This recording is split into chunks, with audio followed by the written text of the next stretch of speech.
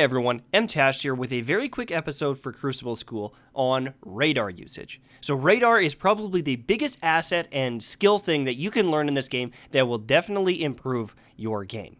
I say that a lot, but honestly, this is one of the biggest things. One of the reasons why is in a first-person shooter game without radar, there is situations where people do camp extremely heavily. They'll sit around a corner with a shotgun, wait for you to go by, and kill you.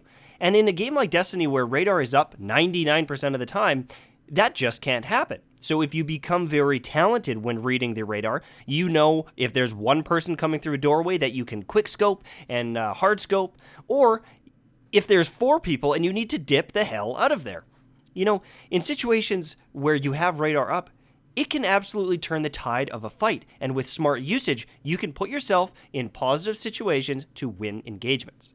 So when you're using radar, look at this clip here. Watch how many times I look over at the radar. I glance there frequently, almost every second, and that's because the radar gives massive amounts of information. So right here, if you see that red lit up radar there, that means that the guy is very close, and he is also on the same level as me.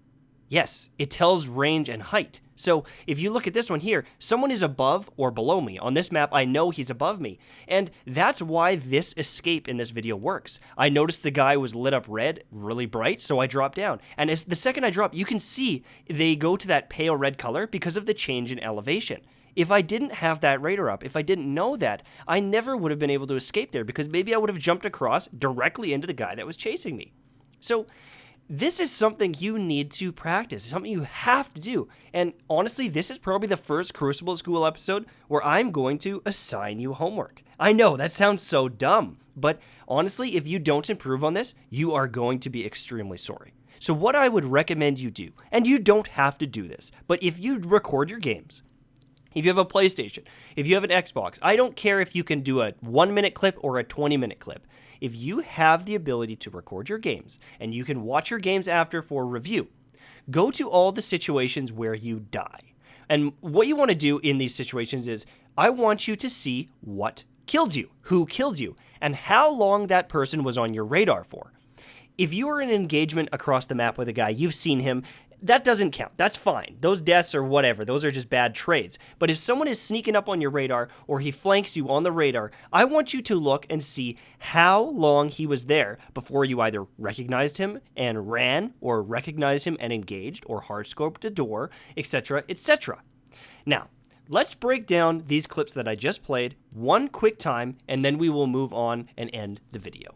So this is a very standard play. I see someone on my radar, go for the snipe, clean him up, but I'm looking at my radar the second he dies. That allows me to get prepped for the next person attacking, and I can hard scope that area and kill him. But right here, this is a situation with a decision. So I know someone's going to come around that corner, but I also recognize someone in the distance, and I say, well, if I change my angle here, I can commit to the one guy, get some distance, and clean up the other kill. Those reactions have to happen instantly, and until you start watching your radar, you will never outplay 2 people like that when you're pinched. You need to know when to push in. So right there, I noticed my radar was a pale color. Watch that one more time. The radar is a pale color, I know he's below me, and I can react instantly. I'm not going to get blinked on with a shotgun because I know where the guy is coming from. So other than that, there's not a lot more I can say about radar. If it is a bright red color, they are on the same elevation. If it is a pale red, they are not on the same elevation. They are above or below you. Learn those couple things. Make sure you watch your gameplays if you can. And if you don't want to watch them, I understand. But what I would recommend you do is watch some of my gameplays or watch this video and watch the radar callouts that I'm saying. And make sure that you understand that and you agree like, oh yeah, that makes sense that he's coming from that area. It makes sense that I'm hard scoping that door at that time. Okay? It'll really definitely help out your game. So make sure you do that. That's probably one of the most important things you can do at this point if you want to improve, especially from any of my other videos. Now, I would just like to say thank you so much for 30,000 subscribers. That massive is as big as my city that I live in. And I never thought that I would get 5,000 subscribers this summer, and the fact that I'm at 30 is mind-boggling. The other thing, too, is if you're not excited for Taken King, oh my god, get excited. That's all I'm going to say, and I'm sorry I've been away, but that's part of the reason why.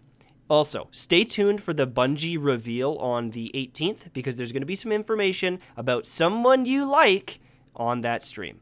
Thanks, guys, and I'll see you later. Bye-bye.